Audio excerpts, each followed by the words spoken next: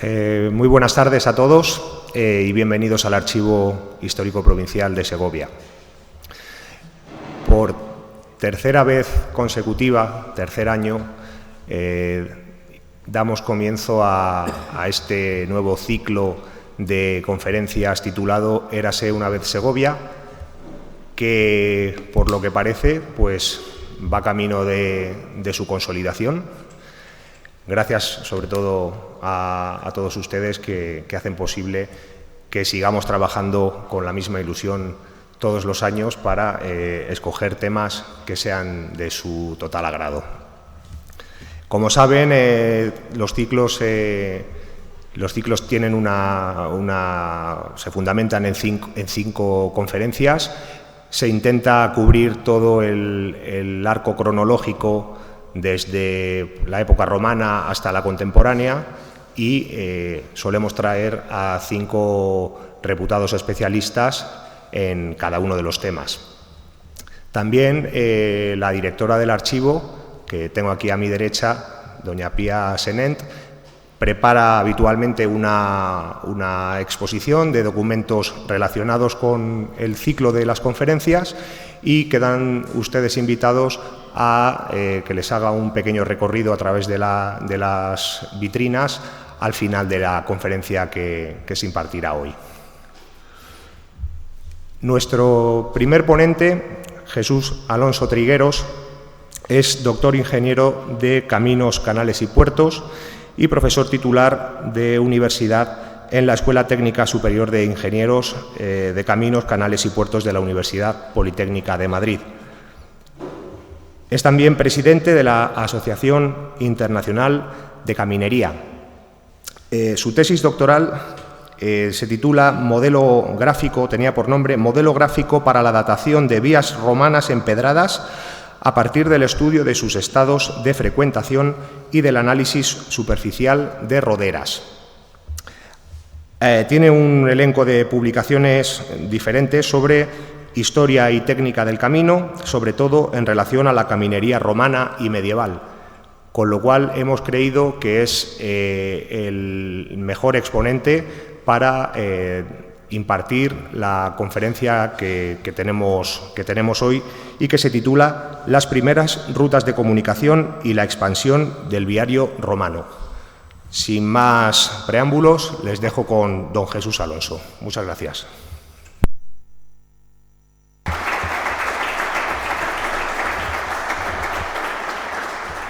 Bueno, muchas gracias, Efrén. Muchas gracias a María Pía, al Archivo Histórico de Segovia y a la propia ciudad de Segovia por invitarme a asistir y muchas gracias a todos ustedes por acompañarnos. Yo les voy a hablar de vías romanas. Se ha hablado mucho de vías romanas desde hace mucho tiempo y muchas veces pues, han explicado las cosas de forma regular, ¿no? Entonces es conveniente pues, que analicemos cómo son las vías romanas para que las interpretemos bien, ¿no? Yo voy a hablar desde 2 puntos de vista, o desde 3, mejor dicho, desde el punto de vista histórico, también desde el punto de vista de lo que dicen los expertos actuales, los más eruditos, que trabajan en la datación de las vías romanas, y también desde el punto de vista mío personal, ¿no? Que he trabajado un poco en ello desde que hice la tesis doctoral relacionada con la caminería antigua.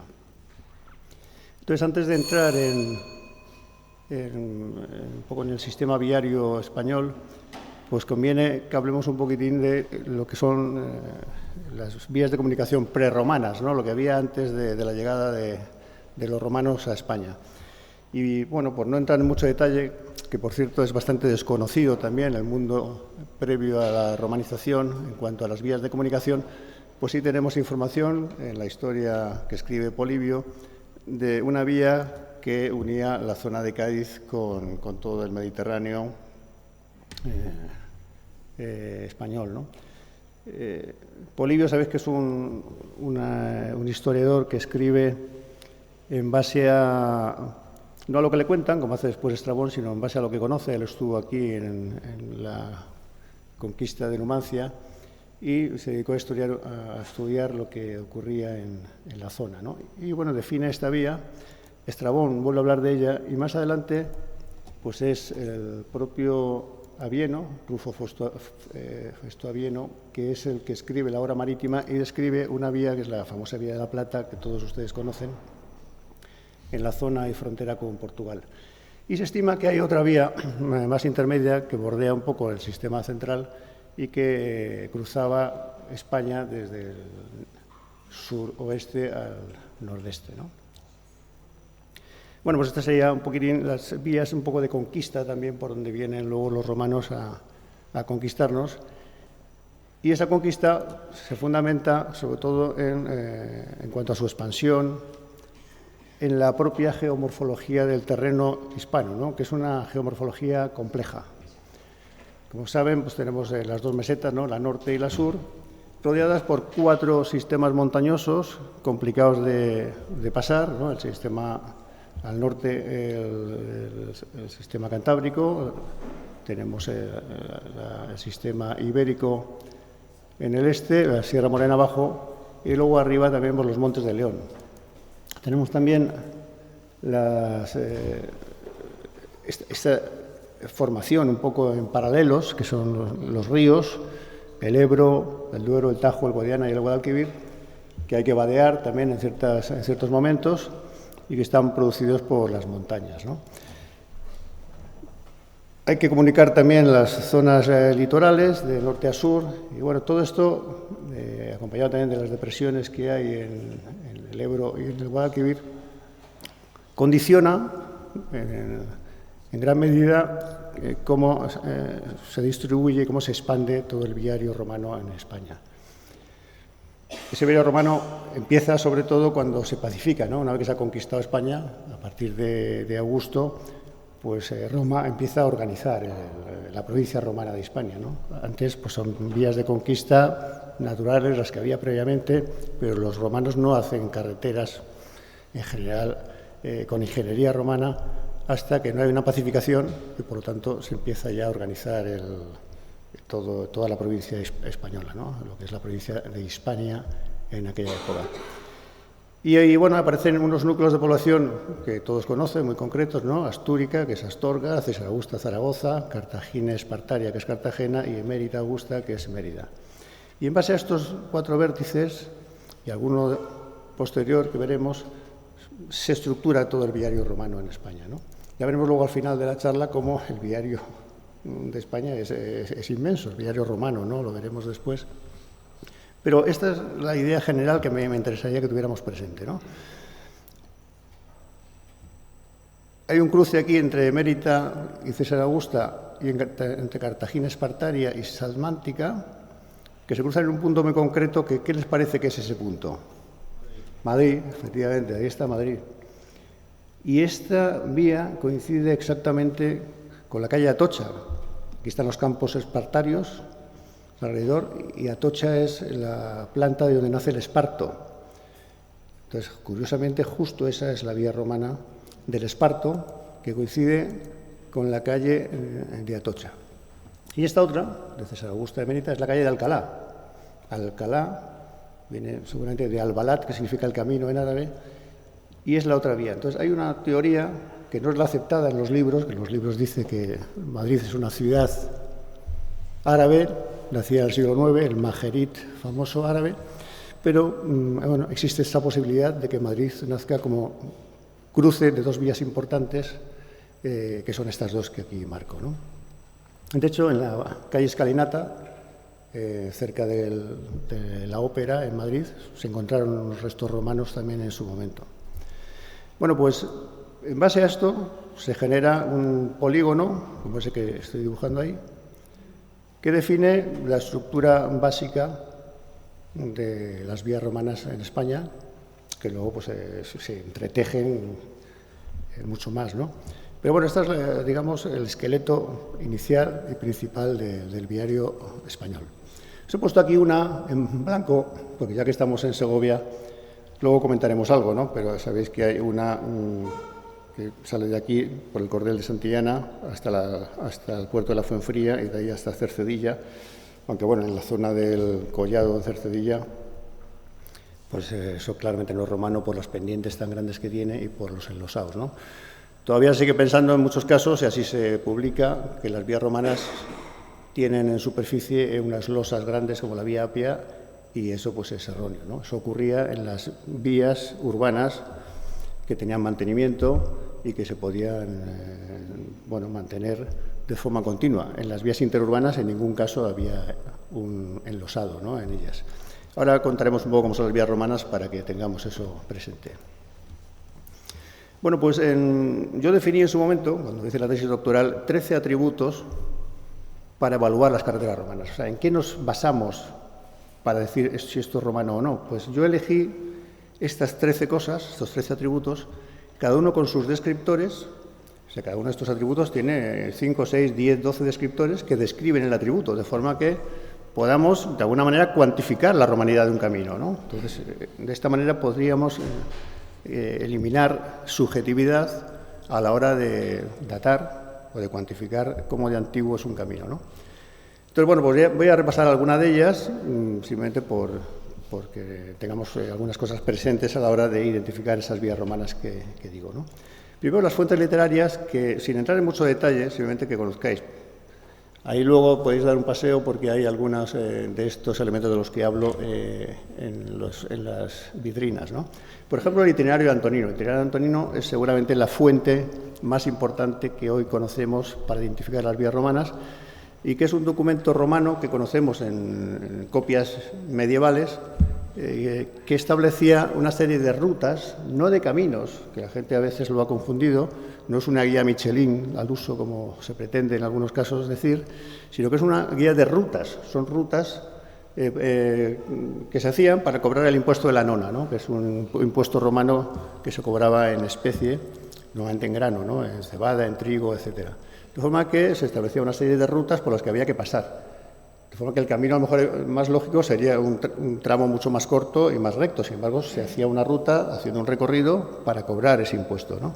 Pero bueno, esa guía de rutas nos ha permitido identificar pues muchos de los caminos que hoy ya reconocemos como romanos. Ese itinerario de Antonino define 372 rutas, fijaros, en todo el Imperio Romano, de las cuales 34 son españolas, ¿no?, están en España. Aquí os he mostrado un poco las 34 que hay. Tienen una nomenclatura, se definen las mansiones, que son estaciones por las que paraban para cambiar a lo mejor la posta de los animales de tiro o para descansar, y están numeradas y están las distancias que hay de una mansión a otra, en unos casos en millas romanas, que son 1.400 metros, 1.480, y en otros casos en estadios, ¿no? Bueno, pues el primero que habla de ese itinerario de Antonino es Eduardo Saavedra, que es un ingeniero de caminos, que en su discurso de entrada a la Real Academia de la Historia establece veis aquí a la izquierda, un primer viario del paso según el itinerario de Antonino. Bueno, él, según las investigaciones más recientes, pues se equivoca en algunos puntos de paso, de forma que aquí a la derecha os he puesto, según las investigaciones más recientes, cómo es el entramado viario del itinerario de Antonino, y en puntos discontinuos el que marcaba Saavedra, ¿no? Entonces, si ya quitamos eso y nos quedamos con el itinerario tal como hoy se conoce, estos son los puntos de paso, las vías de comunicación, las rutas, según el itinerario de Antonino. Bueno, pues esta es una de las fuentes principales, ¿no? Otra es las tablas de barro de Astorga, o del Dumbiro Lépido, que son unas tablas de barro encontradas en la zona de Galicia y actualmente en el Museo de Oviedo. Estas se ha discutido la autenticidad de alguna de ellas. Se hizo una prueba de termoluminiscencia y se estableció que eran reales, ¿no? Bueno, pues esta establece una serie de rutas en la zona noroeste de España que, según Roldán Hervás, que es uno de los historiadores típicos, que estudió vías romanas hace unos años, pues establece en su libro del momento, que es de 1975, de esos itinerarios que marcan las tablas de barro por donde iban, ¿no? ¿Qué más tenemos? Pues los vasos de Vicarelo. Vasos de Vicarelo, que son los vasos votivos que se encontraron también y que definen, está grabado en los vasos, una ruta que sigue más o menos esa vía heráclea que os había anunciado al principio, ¿no? Desde Cádiz hasta la salida ya por los Pirineos. Está el anónimo de Rávena, que bueno, especifica más nombres, todavía más ciudades, algunas que no están en el diario de Antonino y sirven también para identificar. La tábula peutingeriana, que es una, bueno, es muy grande, aquí apenas se ve, os he puesto aquí un detalle para que lo veáis de una zona, y que, bueno, tenemos también una serie de puntos de paso y que define, con detalle también, por dónde iban algunas de las carreteras romanas de la época. Lo de tábula peutingeriana viene de Peutinger, que es un anticuario alemán que era el que tenía este mapa en el siglo XV, ¿no? El problema es que esta no nos aporta mucho a España porque la parte española está perdida, o sea, aquí no hay información de España. ¿Qué más fuentes tenemos para datar las vías? Pues tenemos cartografía, muchísima cartografía antigua, ahí también tenéis en las vitrinas alguna cartografía interesante que nos puede servir, ¿no? Hay cartografía desde el siglo XVI, ¿no? de Villuga, de Meneses, también tenemos pues, los itinerarios de Matías Escribano, tenemos información de rutas de postas, tenemos los mapas de Tomás López, tenemos bastante bibliografía que nos puede ayudar en algunos casos también a ver si por algún punto en concreto pues había una carretera, incluso denominada como Camino Romano, Camino Antiguo, Calzada Romana, Estrata, en fin, distintos nombres dados a las vías antiguas, ¿no? Aquí, por ejemplo, en este mapa de vías de postas de Cabanes, pues he hecho aquí un zoom en la zona de Madrid-Segovia, pues ahí veis que hay una ruta de postas que va por aquí, que habría que pasar por San Rafael para llegar luego a Segovia. O bien, hay una ruta que se puede ir en carro, pero no de postas, sino una ruta por aquí, en la que había que cruzar el puerto, pasando por Navacerrada. Aquí está Navacerrada, ahí está la granja y llegaríamos hasta Segovia, ¿no? Bueno, pues todo esto nos puede servir también para identificar y cuantificar la romanidad de una vía antes de aplicarle ese índice que yo he comentado. ¿Qué más fuentes? Pues fuentes epigráficas, por ejemplo, los miliarios, ¿no? Que son estas piedras gordas que veis por ahí en algunas vías romanas, donde se promocionaba un poco el promotor de la vía, ¿no? El emperador del momento, etcétera, y venían las millas que había de un miliario al siguiente, ¿no? De forma que tú sabías las millas que habías recorrido según por qué miliario pasaras. Estos miliarios es importante que sepáis que pesan algunos 3 toneladas. Lo digo a la hora de pensar el tipo de carro que tenía que transportar esto, ¿no? Y qué tipo de afirmado necesitaban los caminos romanos para soportar estas cargas tan elevadas. ¿Qué más cosas? Pues tenemos también fuentes arqueológicas, por supuesto. Hay una cosa que se llama la TIR, la Tabula Imperii Romani, que no sé si la conocéis, que hay uno para cada zona, hay 5 zonas en España, y aquí tengo una zona más cercana, con una leyenda donde tenéis bueno, lo que esta agrupación de expertos internacionales estableció para identificar y asegurar lo que era romano o no era romano. Y aquí pues hay restos arqueológicos de miliarios, de ciudades, de turris, de defensa, en fin, hay distintos elementos que pueden caracterizar también la romanidad de una zona. Pero ¿qué es lo que en principio creo que es muy importante, más allá de lo que os he contado? Pues es el tipo de carros que usaban los romanos. Hay muchísimos carros que utilizaban los romanos. Aquí tenéis algunos que define Vicente Vera, y aquí tenéis algunas imágenes. Por ejemplo, esto es un Carpentum. Bueno, aquí va una persona adentro. Bueno, podéis ver las proporciones. Los hay de 4 ruedas, de 2 ruedas, unos utilizados para temas agrícolas, otros para transporte de mercancías, otros para transporte de guerra. Hay un montón de carros interesantes. La Reda es una también de las más interesantes, que era una carreta cubierta, que era grande y pesada. Esta otra, que es un relieve funerario, pues esto veis que aquí hay unos magistrados pues, que van dentro de esta especie de diligencia y gente que va arriba, ¿no? Se ha comentado en algunas ocasiones el poco rendimiento que tenían el tiro de estos carros, porque, como sabéis, los caballos no tenían herradura y la collera, ¿no? O sea, de donde tenías el tiro del cuello, lo tenían muy arriba y pensaban que eso hacía que se ahogara un poco, que apretara la tráquea y que el rendimiento del caballo fuera menor. Luego eso se ha desestimado, eso fue a raíz de un historiador que es Lefebvre de Noetes, y luego se ha desestimado de acuerdo a otros carros que se han visto, donde el propio tiro, o sea, el animal que está tirando, no tiene la cabeza hacia arriba, que es lo que tendría un animal que tiene la tráquea comprimida, ¿no? Sí que la tiene hacia abajo, o sea, que está ejerciendo el tiro correctamente, ¿no? Bueno, sobre eso ha habido también cierto debate. Bueno, hay textos clásicos, como este de Horacio, que habla de la reda. Aquí tenéis otros carros habituales, como este, por ejemplo, que veis aquí, que es un Serracum, que esto es de los más grandes, que transportaban materiales. Este que es otro Serracum, que fijaros en este detalle, que es el detalle del freno, luego comentamos algo del freno, porque también el sistema de frenado de los carros romanos tampoco parece que fuera muy sofisticado. Pero es que no les hacía falta, porque como vamos a ver, las carreteras romanas se hacían en una pendiente que no superaba nunca el 5 o el 6%, ¿no? Por eso cualquier vía romana, de estas que se promocionan como romanas, ¿no? Con la superficie llena de losas y con pendientes infames, pues normalmente son vías ganaderas que no son romanas y hay que empezar a desecharlas, ¿no? Bueno, aquí tenéis otro tipo de carros, esta, por ejemplo, con esta rueda maciza, este plaustrum, también que es para temas agrícolas, y también tenía un problema, y es que estas ruedas tenían un eje fijo, o sea, la rueda no estaba loca, sino que estaba fija al eje, y los giros, pues era complicado hacerlos, había veces que bajarse del carro y empujar para ayudar en el movimiento del carro, ¿no?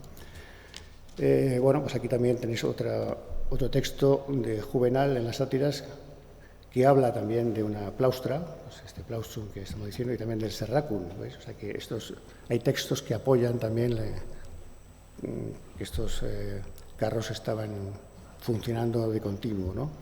Hay cantidad, infinitos relieves de carros romanos. Aquí tenéis otros dos. Esta es una patera que se encontró en España, es la patera de Otañes, en Cantabria, con aquí una veneración de la Salus Humeritana, que es esta diosa que veis aquí, que es una fuente de la salud, que echa un agua medicinal curativa. Aquí hay una persona echando el agua a este carro. Aquí hay una persona dándole este agua a un enfermo. Personas diferentes también, de distinta categoría, digamos, social, ¿no? Este señor con una túnica, o con una toga, mejor dicho, mientras que estos tienen una túnica más sencilla. Bueno, pues ese carro, no me he dedicado a estudiarlo, pero sería parecido a este otro, que es el carro de las vendimias, es un Serracum, en el Museo de Langres, que este se ha estudiado muy bien, incluso se ha analizado el peso del que debían tirar estos mulos. Aquí se ha hecho un esquema, veis aquí los mulos estos tirando con la cabeza hacia abajo, o sea que aunque parezca que esto está en el cuello, pues el tiro parece que va bien. Y aquí hay un tercero que tira la cabeza hacia arriba, aunque no se aprecia en el relieve, pero es que estos carros siempre eran tirados en muchos casos con dos mulos y uno que iba a su aire, suelto. El que iba a su aire solo estaba enganchado con las riendas y ese servía de acompañamiento a los otros y de sustituto en un momento dado si hubiera algún percance con alguno de los otros dos, ¿no? Y este pues va más alegre, pero claro, no está tirando y va con la cabeza para arriba, pero el tiro lo ejercen estos dos, ¿no? Y bueno, pues aquí también vuelve a estar ese freno que os decía. El freno en estos casos se ha pensado que era un freno rudimentario, o sea que si era una especie de chapa así, esta es la rueda, y entonces esta chapa, había que bajarse del carro, poner la chapa en la rueda, sobre todo cuando ibas a bajar, porque en la bajada, una bajada de una pendiente importante, pues hacía que se fuera el carro encima del atalaje, ¿no? Y entonces, claro, tenía el inconveniente de que había que bajarse, luego cuando habías terminado había que volverse a bajar para quitarla, y además eso iba quemando la madera de la rueda por el propio rozamiento y además destrozaba la propia calzada por el rozamiento también, ¿no? Entonces, bueno, pues eso era un inconveniente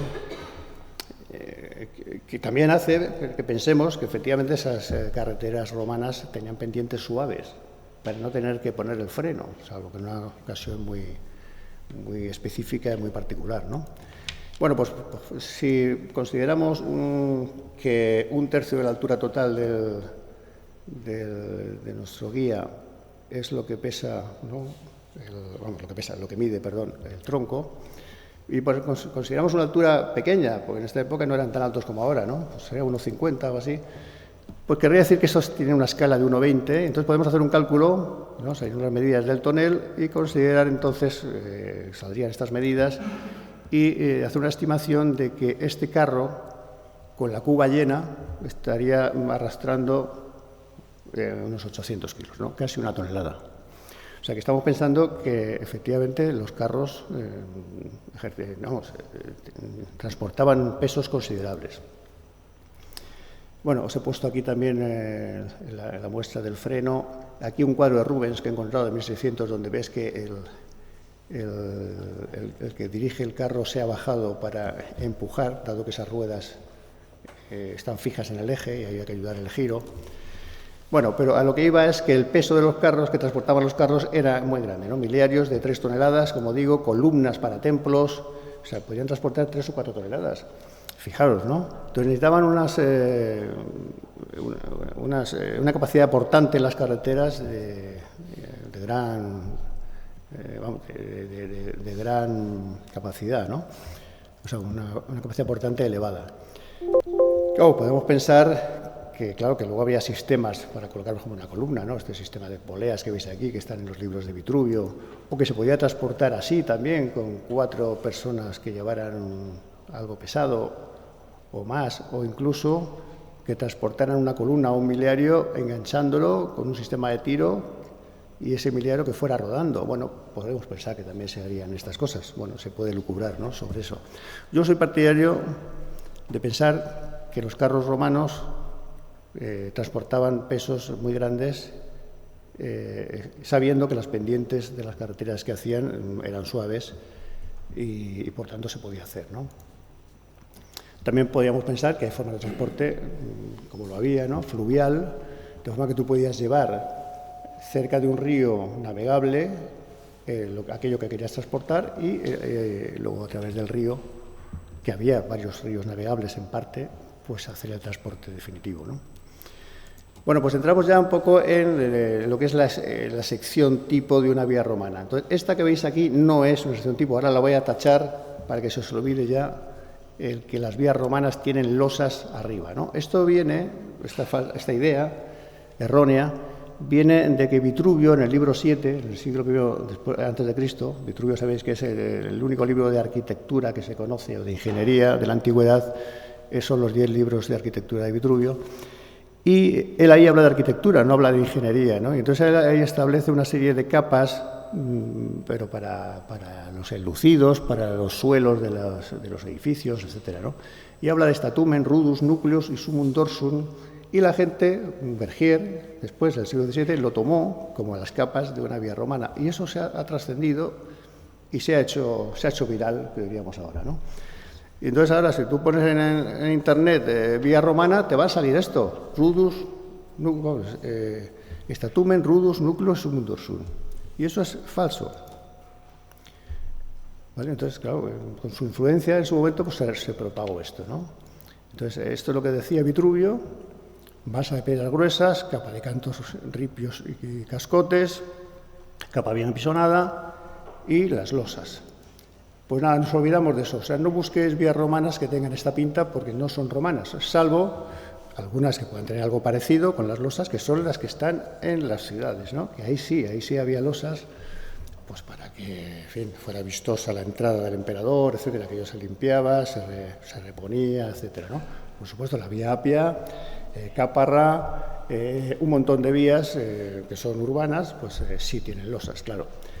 También la propia representación romántica, ¿no?, del siglo XVIII, Piranesi, por ejemplo, bueno, esta sí es la vía Apia, pero ya veis que está puesta también con sus losas, y bueno, pues todo esto se ha propagado como la pólvora, y todo, a partir de ahora, lo que se ve con un enlosado es romano, ¿no? Entonces se promociona como romano, pues 1/3 de vías en España que no lo son.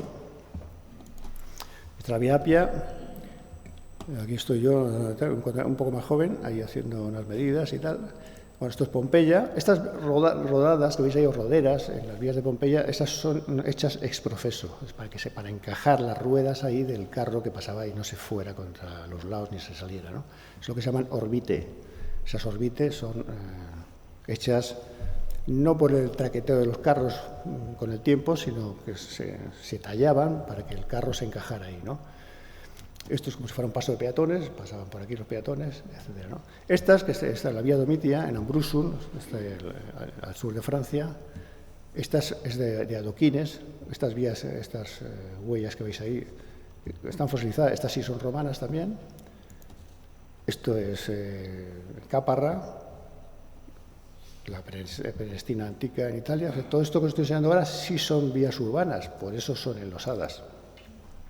Sin embargo, esto, que es un relieve, ya te muestra que aquí lo que hay es encima canto rodado, las zahorras, que ahora sobre, ¿no? Que es lo que tienen las vías romanas en realidad.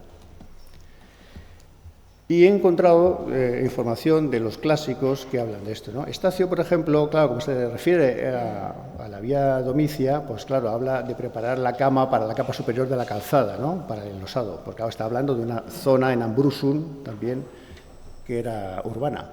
Sin embargo, Ulpiano ya dice claramente la capa de rodadura puede ser de dos tipos: de cantos rodados o compactados, que llama vía glaria strata, o de grandes losas o bloques, vía lapide strata, que es la de las urbanas, ¿no? Y Tito Livio dice que las vías enlosadas se utilizaban solo en las ciudades, lo dice Tito Livio, 170 a.C., y el pavimento de cantos rodados en las interurbanas. O sea, que esto está dicho ya. Lo que pasa es que aquí se ha hecho viral lo otro, ¿no? Como os decía, ¿no? O sea, que lo que tenemos son vías empedradas, y esas para todo el mundo, el vulgo dice, esto es una vía romana. Pues no. Ahora os enseñaré alguna vía romana para que veáis cómo son de verdad. Bueno, Fernández de Mesa, al siglo XVIII, que escribió un tratado legal de caminos públicos, dice: España tuvo la gloria de ver formadas en sus distritos 7.700 millas de camino empedrado. Este lo vio claro, empedrado, no enlosado, que no es lo mismo, empedrado, o sea, con canto rodado en superficie, que es lo que no dañaba la uña del caballo, que no se erraba, no tenían herraduras en la época, tampoco había estribos en la época romana, no lo necesitaban para nada, porque ellos no iban a caballo por las vías romanas, en general iban en carro, ¿no? Bueno, pues vamos a ver alguna vía romana para que veáis cómo son, ¿no? Alguna estructura de la vía, en este mapa que he preparado, un poco de las vías principales, apoyándome en el itinerario de Antonino y algunas de las que se consideran principales de las romanas. Y voy a ir a esa vía de Italia a Hispania, que es una que unía la zona de Astorga llegaba hasta Milán, es una de las que está en el itinerario de Antonino, que es la A1. Eduardo Saavedra numera las 34 vías españolas con una numeración que se utiliza hoy día, ¿no? Cuando se dice la vía 34, la vía 12, la vía 1, la vía 2, es la que estableció Saavedra en su discurso de entrada en la Real Academia de la Historia, y que en una de las vitrinas podéis observar su mapa. Bueno, pues si nos fijamos en dos puntos ahí, yo he cogido dos, uno es Pradejón y otro es Ablitas. Pues ahí se ve muy bien cómo es una vía romana fosilizada, ¿no? Para que ya no se os olvide. Fijaros, el Pradejón, que es una zona que está cerca de Calahorra, a 10 kilómetros de Calahorra, a La Rioja, es una zona que está ahí un poco perdida, pero ahí se abarrancó una zona por una crecida de estas de agua, y entonces se quedó muy a la vista cómo es la vía romana, y aquí la veis. Aquí la veis, fijaros, hay arcillas abajo y luego una serie de capas. Hay una capa de piedras más gruesas abajo, que es la cimentación, y luego una serie de capas de canto rodado, que es lo que se llaman zahorras, ¿no? Luego lo veremos. Aquí lo veis también, las arcillas y las capas. Aquí lo veis también. Y además he puesto aquí las líneas, no sé si lo veis, lo vuelvo a poner. No sé si apreciáis ahí las líneas de compactación entre capa y capa, que son de 15 centímetros, entre cada una de ellas, que es medio pie, y que es lo que habitualmente utilizaban ellos, porque los romanos tenían rodillos para apisonar, entonces apisonaban por el peso del rodillo, pero no tenían vibraciones o rodillos como tienen ahora. Entonces la capa no podía ser muy ancha, porque entonces la compactación no era efectiva, ¿no? Entonces compactaban echando capas una detrás de otra y compactando. Fijaros, ahí tenéis un paquetón de zahorras de 1 metro, que eso tiene una capacidad portante enorme. Por ahí pasa un camión de 5 toneladas sin ningún problema, hoy día. Y ahora, bueno, os he traído algún dato más, lo veréis. Esto, por ejemplo, es en Ablitas. Ablitas está a 5 kilómetros de Cascante, ¿no?, muy cerca de Tudela también. Aquí, como tenéis una capa abajo un poquito más, o sea, más estable, digamos, que no son arcillas, pues bueno, las capas son menores. Entonces tenéis una capa de cimentación que veis ahí y luego tenéis una parte de la capa de rodadura arriba. Estas capas de cimentación son yesos, ahora lo comentamos. Aquí tenéis un pequeño vídeo que lo podéis ver. Esto es visitable, han hecho un recinto ahí como de 100 metros que podéis que podéis acercaros y podéis visualizar, porque hay un pequeño centro de interpretación de cómo son las vías romanas de verdad. Ya veis que aquí no hay ningún enlosado. Ahí veis lo que es la plataforma trapezoidal de los paquetes de zahorras y debajo, en esa parte que han limpiado, que hemos visto, estaba la base de cimentación de piedras, en este caso de yeso, que el yeso es una piedra que aguanta muy bien cuando está confinada, o sea, cuando está protegida del agua, porque, como sabéis, se disuelve en agua y entonces tendría una erosión hídrica que podría hacer que se deteriorara la vía, ¿no? Sin embargo, cuando está debajo, está protegida, pues aguanta muy bien. Y actualmente se utiliza en carreteras también, los ingenieros las utilizamos en carreteras, por su buen funcionamiento, por su consistencia, ¿no?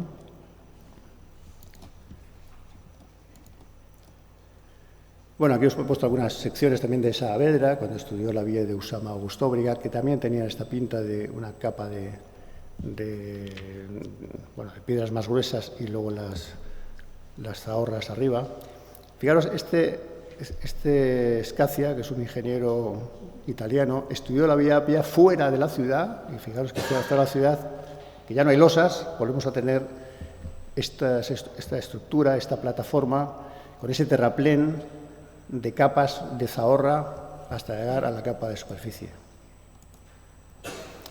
Estas son unas fotos que he extraído de Isaac Moreno Gallo, que es uno de los difusores de las vías romanas, que seguramente le conoceréis los que tengáis afición a estos temas, que es uno de los ingenieros que ha hecho más esfuerzo por divulgar cómo son las vías romanas. Y aquí tenéis algunas de las estructuras tipo, ¿no?, donde veis las piedras. Esta, por ejemplo, es en la vía romana de Clunia Sasamón, donde veis que hay una capa de cimentación más gruesa, luego unas capas de zahorras, luego otra capa de cimentación y luego otra de zahorras, ¿no? O sea, aquí hay como varias capas de cimentación que a veces se hacía también, porque, bueno, de esa manera pues conseguías más, un paquete mayor, ¿no?, una sección mayor, porque iba a soportar mucho peso a lo mejor esta vía, ¿no? Bergier en su día había hecho también una parecida a esta, aquí está dibujada, y la tenéis ahí mostrada. Esta que es en Alcubilla de Avellaneda, esto pues está cerca de Soria. También veis aquí, fijaros que volvemos a tener lo mismo, unas arcillas, bloques de piedra gruesos como cimentación y zahorras. Esto es una vía romana, esta es la sección de una vía romana. Y esto es lo que podéis buscar en el campo. Si os dais un paseo y si lo encontráis y sospecháis que es una vía romana, pues preguntar o me escribís, porque me interesa. Porque hay muchas todavía por descubrir, se han descubierto cada vez más, pero hay muchas por descubrir y muchas están ya echadas a perder, ¿no?, por desgracia, pero otras todavía están y conviene buscarlas.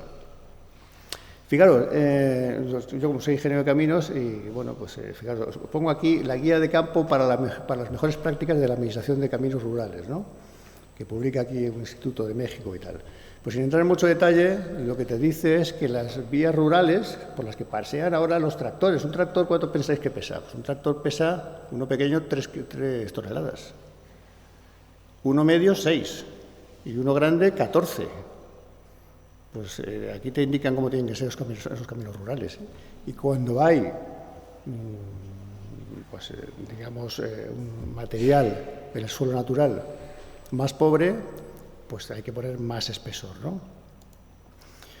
Os pongo también aquí lo que se hace, por ejemplo, en Florida, ¿no? O sea, los americanos, que son muy dados a hacerlo todo con ábacos, los americanos dimensionan todo con ábacos.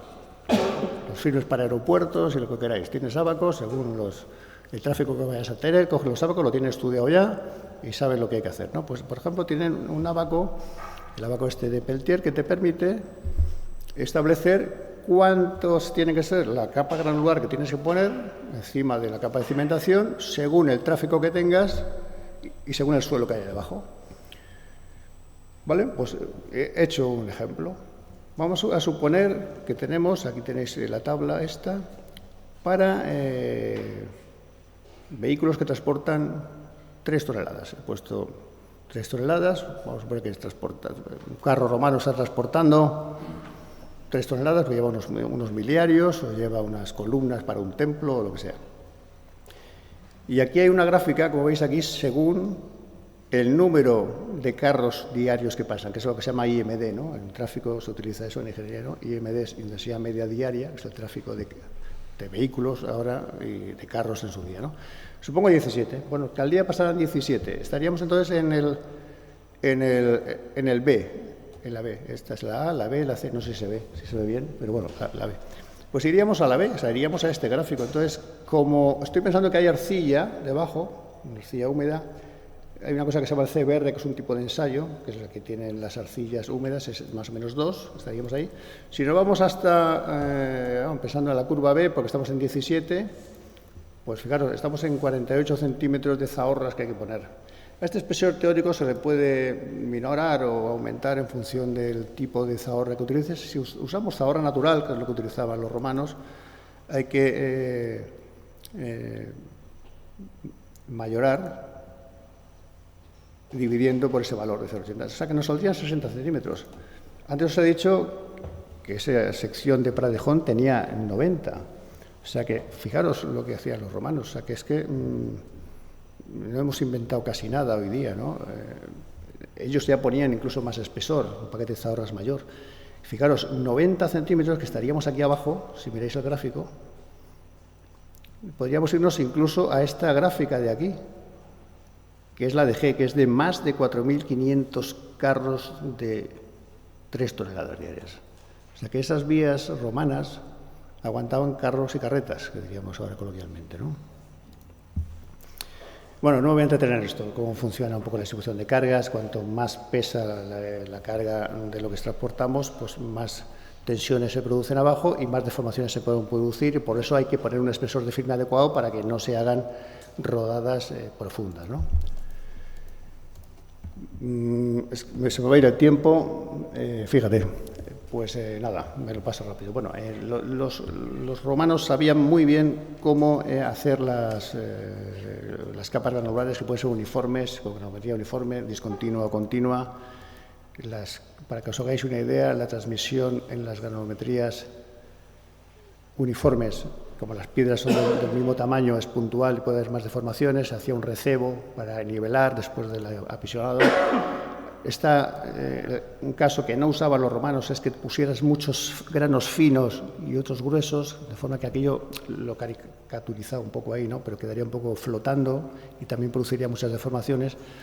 O las que utilizaban los romanos, que son las zahorras, como las conocemos en España, en la que la granulometría tiene tamaños variados de todos los tipos, ¿no? Grandes y pequeños, de forma que se rellenen muy bien los huecos, que es lo que usaban los romanos, ¿no?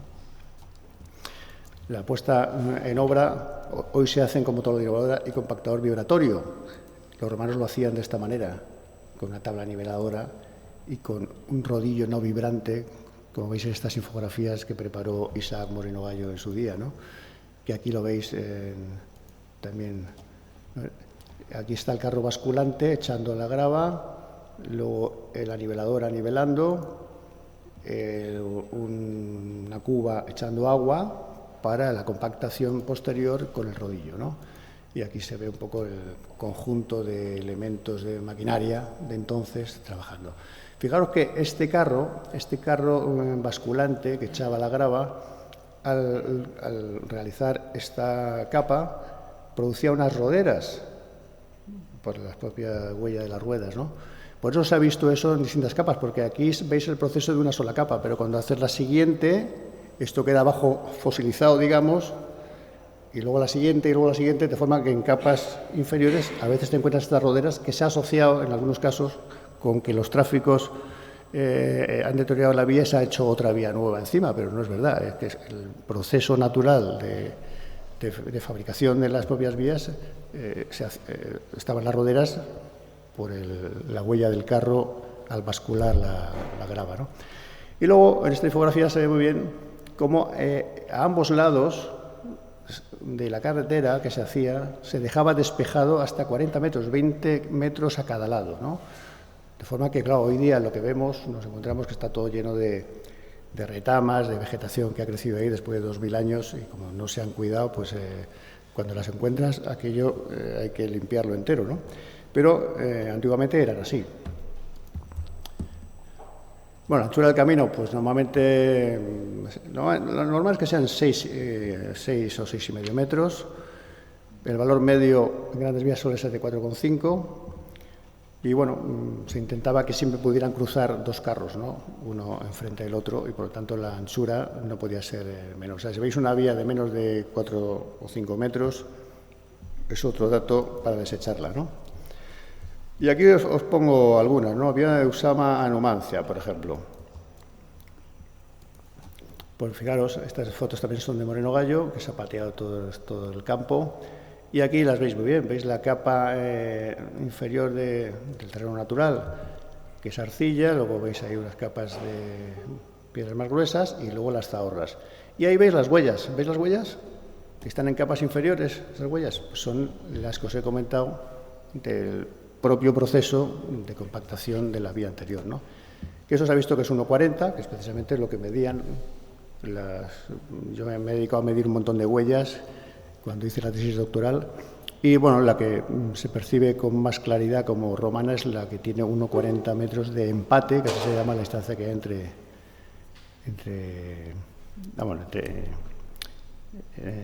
entre ruedas, ¿no? Bueno, pues aquí tenéis alguna foto más, donde a veces hay varias capas de piedra gruesa y luego las zahorras en función del espesor. ¿Veis? Aquí, por ejemplo, pues también, o sea, a veces no solo son un paquete de zahorras enteros, sino que se repite otra vez la piedra gruesa y seguimos luego con las zahorras. Aquí otra vez, incluso aquí con un doble bordillo, uno aquí y otro aquí, ¿veis? Doble bordillo. En esta zona, como aquí hay una zona más dura, menos blanda, pues veis que el paquete de zahorras es mucho menor. Porque no hace falta, claro, tenemos un buen terreno, ¿no? Hacía falta mucho espesor de zahorras cuando teníamos una arcilla, ¿no? Que es mucho más blanda. Pues en esta vía, por ejemplo, pues se ha protegido, esta vía de Osma a Numancia, se ha protegido porque pasó la autovía del Duero, se han hecho unas pérgolas, aquí veis por ahí va la vía, se ha limpiado, para que se pueda visitar, o sea, esto es una zona visitable, ¿no? Veis un recorrido por la vía que se puede hacer por ahí si vais caminando. Fijaos qué bonito cómo ha quedado esto se ha limpiado, porque en esta vía se han hecho 7 kilómetros, se han limpiado para que se puedan visitar y se han hecho 3 puntos de interpretación para que podáis informaros, veáis cómo eran las vías romanas. El propio Isaac Moreno Gallo ha estado ahí estableciendo y haciendo esos croquis, y bueno, pues ahí lo veis muy bien, ¿no? Fijaos el detalle, esto es cómo se ha limpiado. Bueno, vamos a ir más rápido.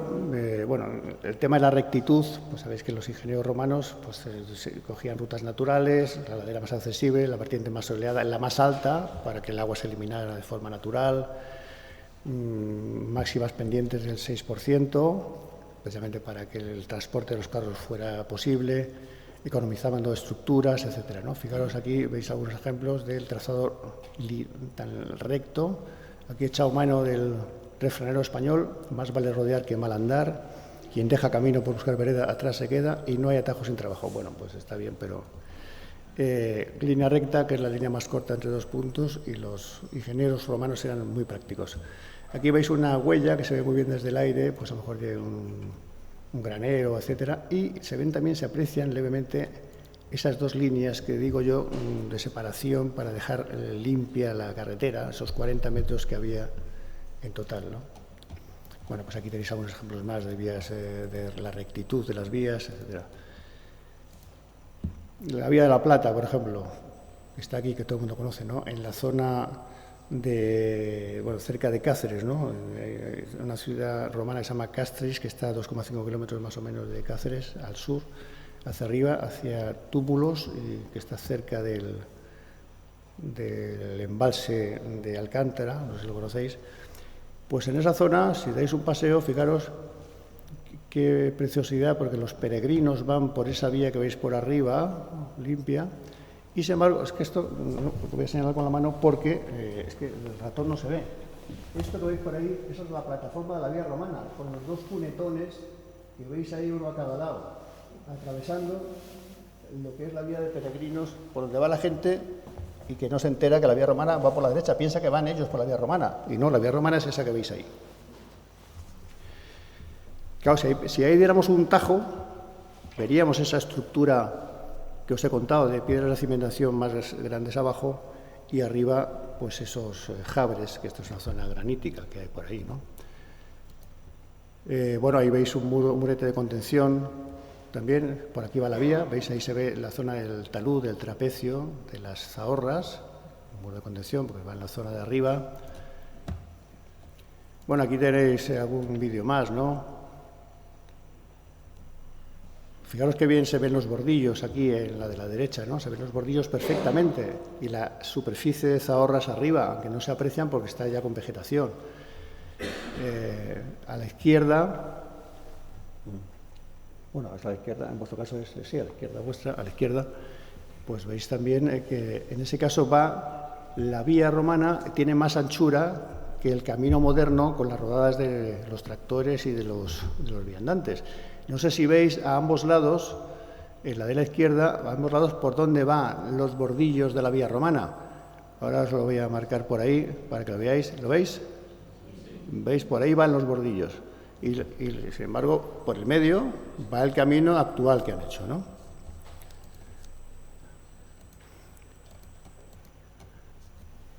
Bueno, pues más, alguna fotografía más. Esto ya se ha perdido porque esta era una vía que cuando pasó el AVE por allí, pues se quedó al descubierto, ya no está. Y bueno, pues por ahí podéis ver otro trozo. Ahí se ven los bordillos perfectamente de la vía, ahí en la zona de la derecha, por donde va. Y es que se ve de otro color también la propia vía, por la propia zahorra de la capa de superficie, ¿no? ¿Lo apreciáis? Se aprecia bien, ¿no? Bueno, aquí se ve un poco la rectitud, sobre todo en la derecha. Ahí en la foto de la izquierda, pues veis una tapia, porque esto al final se ha quedado,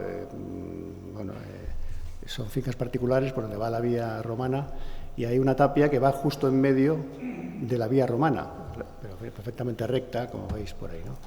Pero bueno, lo paso, aquí ya está entrando a Caparra, por la zona sur, ahí que ya, claro, aquí ya sí se ve un enlosado. ¿Por qué? Porque aquí estamos entrando en la ciudad, entonces aquí sí hay enlosado, ¿no?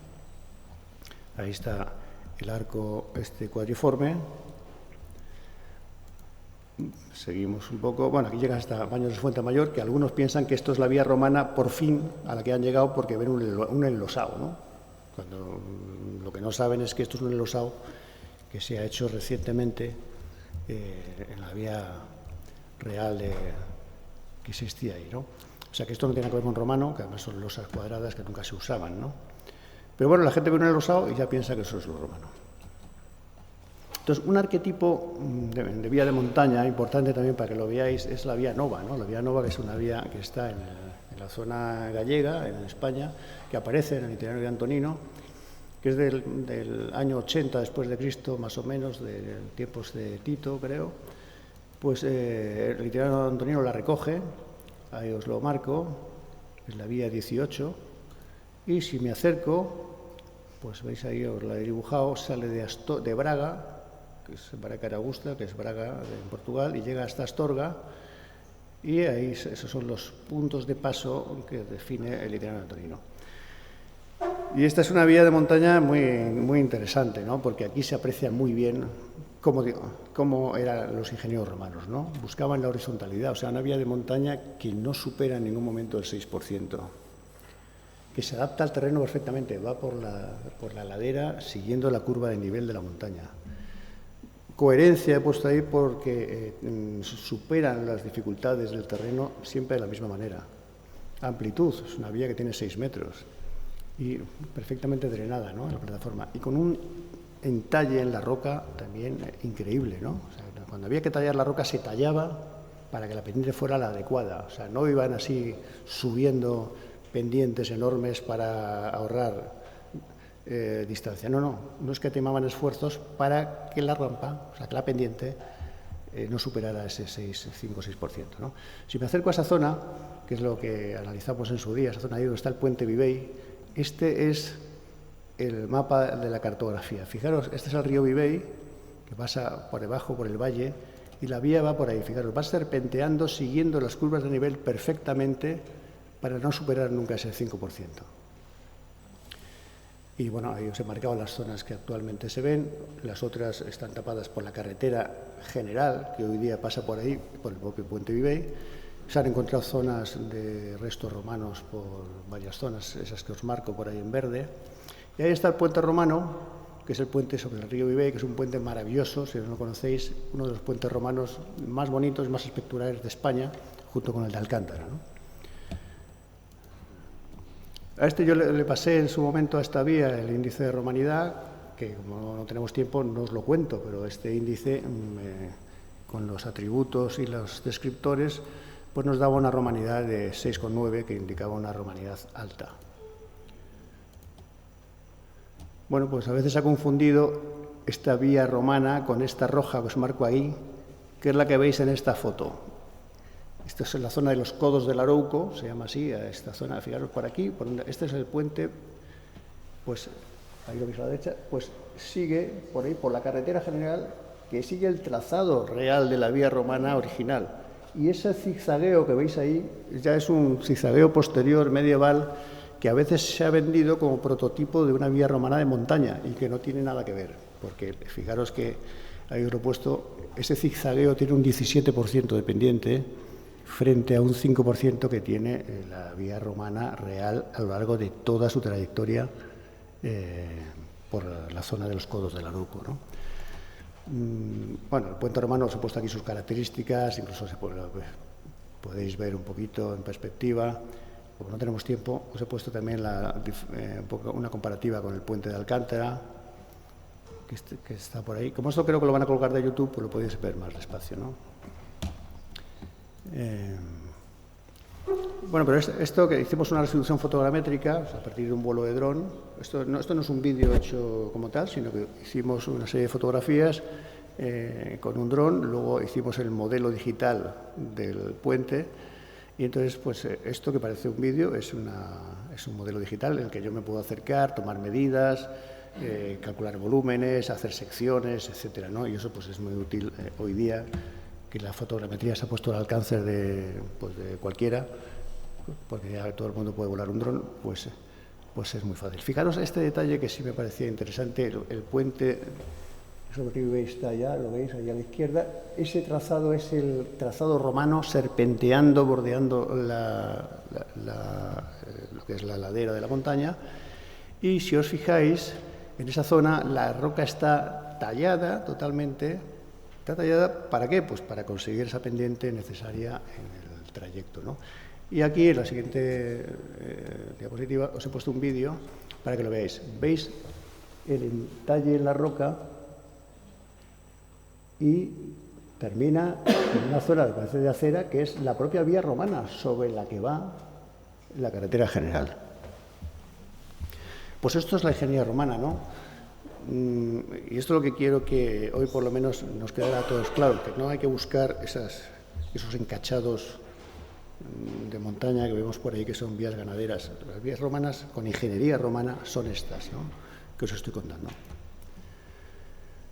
Pues fijaros, hay un montón de vías de dudosa romanidad, ¿no? El del puerto del Pico, el camino del Almiñé, el puerto de las Pilas, el camino de la Machota, el camino de Urique, el de Iragua, el Besaya, el camino de Capsacosta en Gerona, el de Cirauqui en Navarra, un montón. Y todos estos que veis ahí se promocionan como romanos, como grandes carteles, ¿no?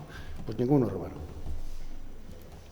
Vamos al puerto del Pico, en Ávila, que supongo que bueno, durante mucho tiempo se ha promocionado como romano. Ahora ya en algunos casos te dicen que no, bueno, que a lo mejor es un camino medieval y tal, pero bueno.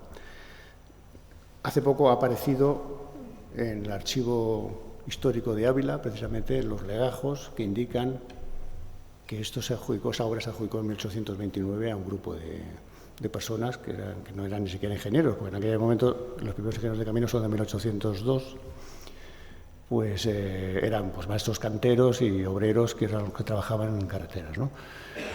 Pero fijaros qué diferencia de pendiente la que tiene la carretera de ahora, que ya tiene una pendiente suave, claro, como harían los romanos, y la que tiene el puerto del Pico, que sube con pendientes del 20% en algunos casos, ¿no? Que es imposible que suba un carro por ahí. Además, aparte que tiene pues, hitos de ganaderos, por ejemplo, pues ahí lo veis, ¿no? Ahí, no sé si se aprecia. Bueno, tengo aquí varias imágenes para que lo veáis. Hay unos encintados transversales para que el agua corra y se vaya. ¿Veis estos hitos? Estos hitos que veis ahí en la imagen de arriba son hitos típicos de las vías ganaderas, ¿no? En épocas de nieve, para marcar un poco el recorrido.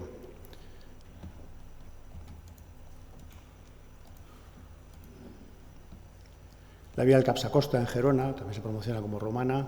Otro encachado que lo que hace es sujetar para que no se despeñe la gente por ahí, bueno, para que no se deshaga el propio terreno, pero que son vías ganaderas claramente, ¿no? Aparte que todas estas vías de montaña, en general, como la geología es dinámica, pues las montañas varían, hay deslizamientos. Después de 2000 años es muy difícil que una vía de estas de montaña pues permaneciera como la vemos, ¿no? Con estos encachados, es imposible. Camino de la Machota, fijaros, aquí con las huellas de las mulas que han machacado. Esto no tiene que ver con calzada romana, aunque tradicionalmente pues nos lo han vendido así, ¿no? Camino de Ubrique, en Cádiz. Bueno, aquí, como estamos cerca, claro, esto lo he trabajado un poco aquí, el tramo del puerto de la Fuenfría, en Cercedilla, y la que llega aquí hasta Segovia, ¿no? Pero fijaros qué pendientes tiene esto en la zona alta. Aquí os he puesto un poco hasta el puerto de la Fuenfría desde Cercedilla, una serie de tramos que están aquí en este gráfico, y fijaros, eso es el 4%, por esa parte es el 8%, ahí lo pongo en amarillo, y esa otra parte es del 15%, ¿no? Entonces, un 15% es imposible. O sea, una pendiente del 15% ya te tiene que hacer sospechar que eso no puede ser romano, y que en todo caso, a lo mejor por ahí, por esa zona, iban los romanos, pero seguramente harían un trazado bordeando, siguiendo la curva de nivel, como os he contado antes, en la Vía Nova, para sortear y llegar a la zona adecuada con unas pendientes suaves, ¿no? Bueno, tenéis aquí también la parte que es que casi no se ve, no se aprecia, ¿no? Porque se ve muy pequeño. Pero bueno, aquí desde Segovia hasta el puerto de la Fuenfría y hasta Cercedilla, pues tenéis también, siguiendo el cordel de Santillana, llegáis hasta las casas de Santillana, que están ahí cruzando la vía que va a la granja desde, ¿cómo se llama el pueblo este que está aquí? Revenga, o sea, pasas Revenga y vas hacia la granja, y aquí están las casas de Santillana, que eran unas casas de esquileo, ¿no? Para las ovejas en la época correspondiente. Viene el cordel Santillana, pasa por aquí y sigue ese cordel, la vía romana, luego se separa un poco y luego vuelve ya hacia el cordel. Bueno, los estudiosos de esta vía con detalle pues dicen que seguro que es la vía romana original, esta que pasa por el cordel Santillana y luego sigue por el camino viejo de Segovia desde Cercedilla, porque es el paso natural más sencillo y de menor pendiente posible, ¿no? Entonces, fijaros que desde la zona del cordel desde la zona de las casas de Santillana hasta el puerto de la Fuenfría, la pendiente es del 3,8% de media, ¿no? O sea que eso pues, es perfectamente válido. Y luego ya pues hay unos altibajos que también hacen sospechar, por ejemplo, bueno, aquí tenéis algunas fotos. Esto es una sección que se hizo, que se ve que sí que tiene la zona un poco de la forma de trapecio, con esas zahorras y tal, pero bueno, no se ven bolos abajo, piedras gruesas. Pero bueno, se puede pensar que sí es la vía romana porque ya digo que tiene poca pendiente y es la mejor zona para pasar, ¿no? Aquí hay pendientes ya mayores, por lo que se sospecha que esto a lo mejor ya son zonas de atajo, no es la zona real de la vía romana. Estas sí, estas son zonas con muy buena pendiente, trazadas en esa zona del Cordel de Santillana. O sea que seguramente esa vía que se promociona como romana, no justo en el collado o en la zona alta del puerto de la Fuenfría, pero sí más allá es la vía romana que muestra el itinerario de Antonino, ¿no? Entonces, hay una pregunta que siempre pues, queda en el ambiente, ¿no? ¿Son romanas las cazadas romanas? Pues eso es lo que yo me planteaba en su momento cuando intenté estudiar un poco más a fondo y crear un pequeño índice de romanidad del camino para jugar un poco con eso y quitar subjetividad al tema, ¿no?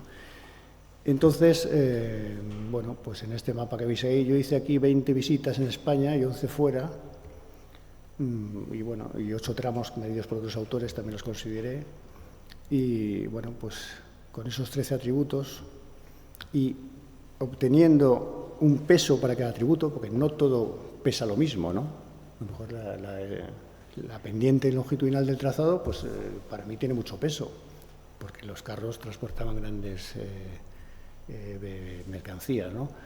Sin embargo, hay cosas que a lo mejor yo le he dado menos. Eso siempre es susceptible, ¿no?, de cambiar, incluso de añadir más atributos y más descriptores. El caso es que, bueno, pues yo hice ahí una valoración y en base a eso, según el rango de importancia de cada atributo y de cada descriptor dentro de cada atributo, pues de 0 a 1 se estableció unos criterios de más o menos romanidad en base a ese valor, que eran estos que os muestro, ¿no? Entre, o sea, menos de 0,3, pues romanidad muy baja. Entre 0,3 y 0,5, romanidad baja. Esta romanidad baja, entre 0,3 y 0,5, es la que tienen todos estos caminos que os he mostrado de losas. Entre 0,5 y 0,7, romanidad media. Entre 0,7 y 0,9, romanidad alta. Y romanidad muy alta, mayor de 0,9. Claro, hay que tener en cuenta que yo estos índices los he medido en una zona muy concreta, no en toda la vía, ¿no? Con lo cual esto, bueno, pues tiene también su motivo de discusión. Pero bueno, es una manera de acercarnos, de alguna manera, a la posible romanidad de una zona, ¿no? Entonces, bueno, por ejemplo, la del Besaya, pues me salió una romanidad baja, la de la Quintana, una romanidad media, y aquí tenéis unos valores que no se aprecian de algunas romanidades, de algunas de las vías que veis por ahí, ¿no? Bueno, pues vías romanas en Hispania, pues al final, fijaros, aparte de las que he puesto ahí en morado, que son las del itinerario de Antonino, veis esas verdes, que son las que se consideran romanas seguras.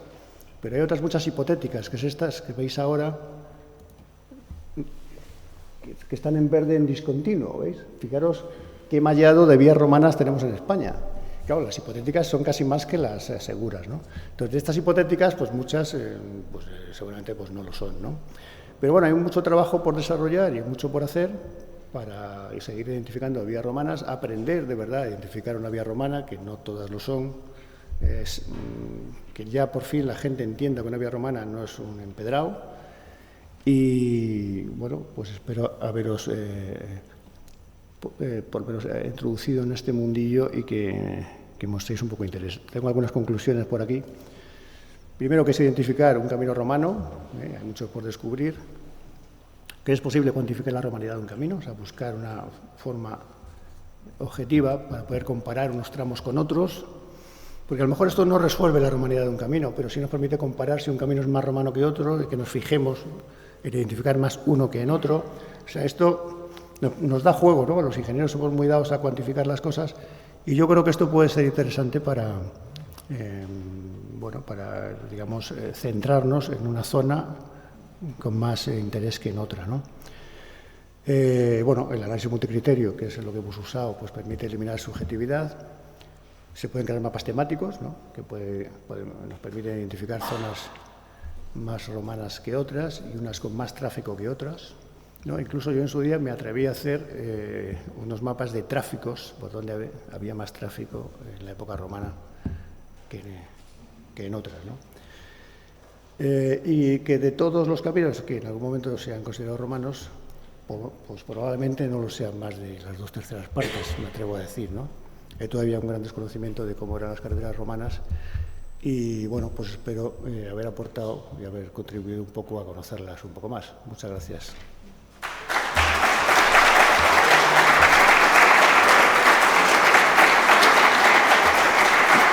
Bueno, creo que hay un turno de preguntas, pues si me queréis preguntar algo que sea fácil. Sí, hay que pegarse el micrófono bien para que el vídeo recoja la pregunta, ¿vale? Voy pasando yo el micrófono. Bueno, primeramente agradecerte, Jesús, la magnífica intervención. Me ha resultado muy curioso toda la primera mitad de la conferencia, todo relativo a los distintos carros, ¿no?, y sistemas de transporte que utilizaban. Y bueno, voy a dejar paso y luego te quiero preguntar yo también alguna cosa.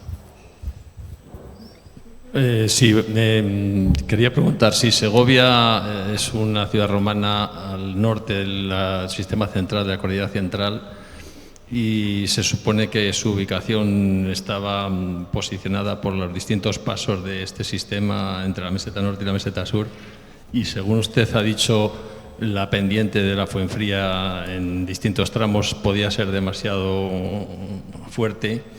¿Se considera que el puerto de Tablada, cuya palabra tablada parece venir de Albalat, que usted también ha dicho algo al respecto, como el camino, el paso, el puerto, el puerto de Albalat, de Tablada, que sería el puerto de León hoy día, podría ser el paso prioritario de las dos mesetas que comunicaran por ahí?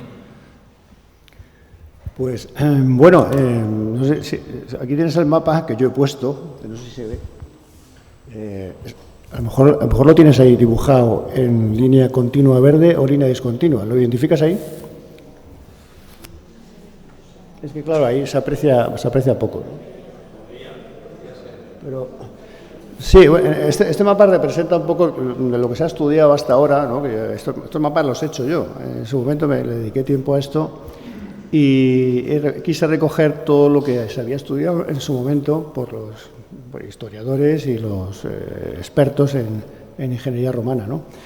Entonces, claro, he puesto en discontinuo aquellos que se consideraban de dudosa romanidad o de no romanidad segura, ¿no? Entonces, ese que tú pones, si está en discontinuo, es que lo han considerado los expertos, porque yo soy un expertillo, no me considero un experto.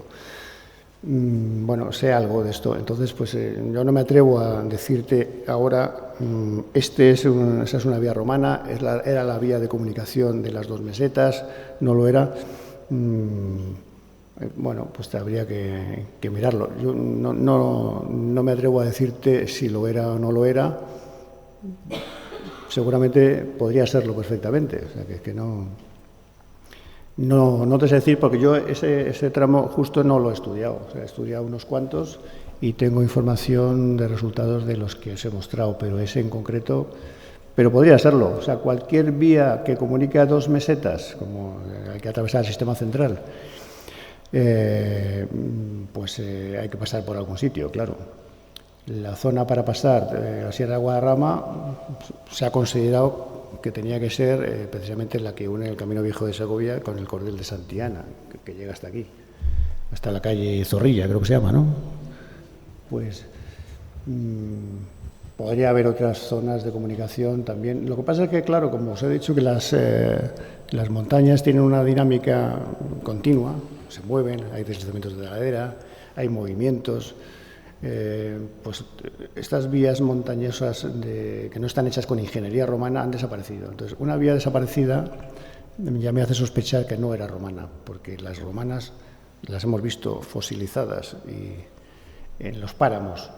Ahí en las montañas pues podríamos encontrar algún resto, pero ya veis que en la vía esta del Cordel de Santiana hasta el Camino Viejo de Segovia pues no se ven apenas restos, se han perdido.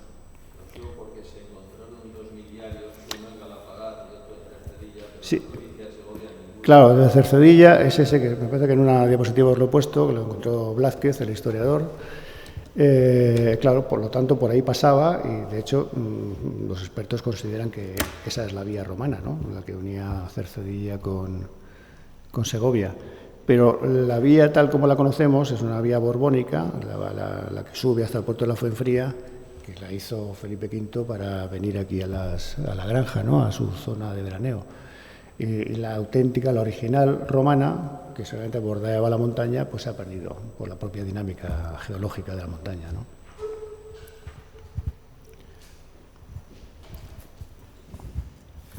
Nos ha mostrado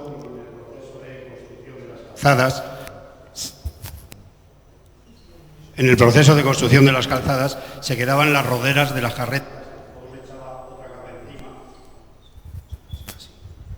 Otra capa encima y se quedaba marcado más o menos la distancia de roderas.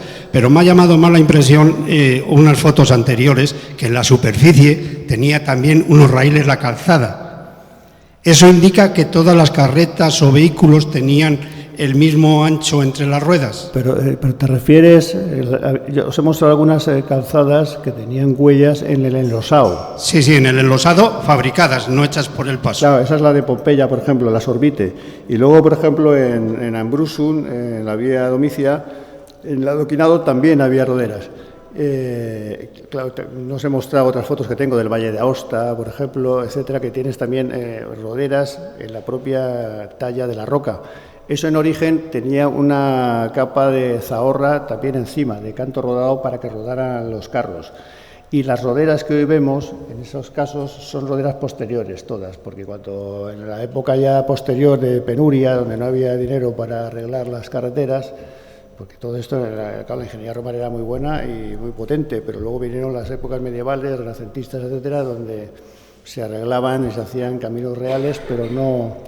se deterioraron muchas de las carreteras romanas, ¿no? Entonces, claro, esas carreteras que estaban hechas se utilizaron por carros en su momento y por diligencias, etcétera, y usaban esa misma vía que ha ido marcando esas huellas, ¿no? Bueno, es que no hemos tenido tiempo, pues podría haber enseñado pues un montón de huellas que yo he medido, con distancia entre rueda y rueda muy variadas, o sea, tengo variaciones múltiples, ¿no? No sé si tengo por aquí, en esta misma presentación, voy a comprobar. Algunas, a ver. Es que no sé si lo tengo aquí.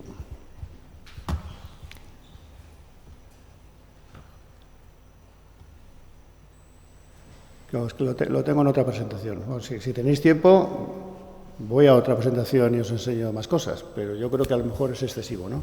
Pero bueno, quiero decir que he medido pues como 30 o 40 tramos, todos con huellas del paso de carros, intentando relacionar precisamente la huella del paso de los carros con el tipo de terreno, con el tipo de material, haciendo pruebas de laboratorio también del desgaste, cuántas ruedas tienen que pasar para producir esa huella, etcétera, para intentar analizar los tráficos posibles. Y las huellas son muy variadas, pero todas estas que están en las losas no son romanas en general, salvo la Sorbite de Pompeya y no sé si las de Ambrusum, de la vía Domicia. El resto son todas posteriores. ¿Había otro? Sí.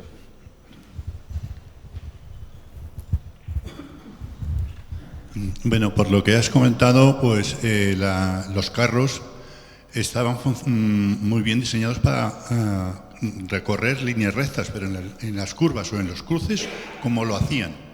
Sí, lo he comentado también en algún momento, que dado que el sistema del eje y las ruedas, bueno, eso también se discute, ¿no?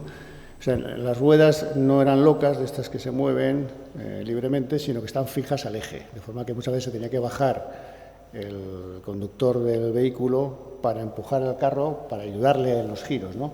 Por eso muchas veces las carreteras romanas de montañas van en zigzag, no hacen curvas, precisamente porque había que mover el carro, ¿no? Luego, por otro lado, si os habéis fijado, casi todos los carros tienen las ruedas del mismo diámetro, no como posteriormente, que tenían las delanteras menos diámetro que las de atrás, prácticamente para que las de adelante pudieran girar y las de atrás acompañaran, ¿no? Pero si os habéis fijado también, muchos de los carros, las ruedas tenían más diámetro que lo que era el soporte del propio carro, con lo cual, si giraba la rueda, se chocaba con el chasis, digamos, ¿no?, del carro. Entonces, eso también ha dado lugar a cierta discusión sobre cómo eran los carros. Pero bueno, dada los datos que hay de documentación, de escrituras de los clásicos que hacen referencia a muchos de estos carros, las representaciones que hay en cientos de relieves, etcétera, pues hay que pensar que los carros romanos estaban por todos lados y que seguramente eran mejor de lo que todavía nos podemos imaginar, ¿no? Porque o sea, la sociedad romana era una sociedad del carro, aparte de una sociedad del agua, una sociedad de los baños, una sociedad de casi todo, ¿no? Pero los carros, pues yo creo que los había de todo tipo y seguramente, claro, en un relieve no tienes el detalle exacto de cómo era el carro, ¿no? O sea, han hecho muchas especulaciones en base a un relieve que muchas veces es una especie de simplificación, no te vas a hacer un relieve con todo el detalle de cómo es el carro, ¿no? Pero bueno, está el problema que se ha dicho del rendimiento por el tiro, por la collera que comprimía la tráquea, el tema del sistema de frenado y el tema del giro de las ruedas, ¿no? O sea que efectivamente eso podría ser un problema, pero precisamente por eso también las carreteras romanas tenían una pendiente no más allá del 5%, para que eso no fuera un problema. Porque tú imagínate si ese giro lo tienes que hacer cuando estás bajando por un puerto al 20%. Aparte que te has despeñado, pues es que no puedes hacer nada, ¿no? Y, por ejemplo, en las ciudades, ¿no?, con esas ruedas, para cruzar de una calle a una perpendicular te tienen que dar una vuelta muy grande, ¿no? En una ciudad, no te entiendo. En Pompeya sí. Están ya las rodadas sí. derechas, ¿no? Y la calle es derecha, pero sí, otra calle que cruza también. Ah, no, bueno, claro, para cruzar una calle... No, ahí el carro va en línea recta de un punto a otro, no tienes una opción luego de girar, ir por la perpendicular, no, o sea, eso son tramos... Que dar mucha vuelta. Claro, y seguramente además por esas calles no iba cualquiera, eso es para que fuera por ahí pues yo qué sé, el alcalde o quien fuera, ¿no? O sea, por ahí no iban los ciudadanos de a pie. Hola, bueno, muchas gracias. Te quería preguntar, ¿las vías, hay alguna forma, método, se ha aplicado métodos de datación para saber esta se hizo en el siglo I, esta en el siglo II? Bueno, hay información sobre todo a través de los miliarios. Los miliarios, que son esos bloques de piedra que se ponían en cada milla, como normalmente eran un homenaje que se hacía a sí mismo el emperador de turno, pues en el miliario figura el emperador, y por lo tanto sabes cuándo se hizo, ¿no? Para que algunas se hicieron en una época y luego el que la rehabilitó pues puso también su nuevo miliario, ¿no? Con lo cual pues puede haber dudas. Pero sí, gracias a los miliarios se sabe con cierta exactitud la fecha de muchas de las vías, sí. Pero vamos, fuera de eso, bueno, se puede saber también a partir de los puentes que tienen fechas, ¿no? Porque claro, el puente atraviesa una vía. Por ejemplo, la vía Nova se sabe que es anterior que al puente sobre el río Vivey que os he mostrado antes. La vía es del 80 después de Cristo y el puente es posterior. Por eso se sabe que había uno anterior del que no queda nada. Entonces este se hizo después. Entonces, bueno, jugando un poco con eso y con algún resto arqueológico que se ha encontrado, etcétera, se puede tener noticia más o menos fiel de las fechas. Sí. Sí, yo te quería hacer dos preguntas. La primera, ¿se conoce algún tipo de plazo temporal a la hora de la construcción de las vías? Es decir, ¿cuánto se tardaba en hacer un tramo de X metros o kilómetros? Supongo que también iría en función de la mano de obra esclava que participaría en la construcción. Y la segunda, ¿de dónde se extraía tanta cantidad de zahorra?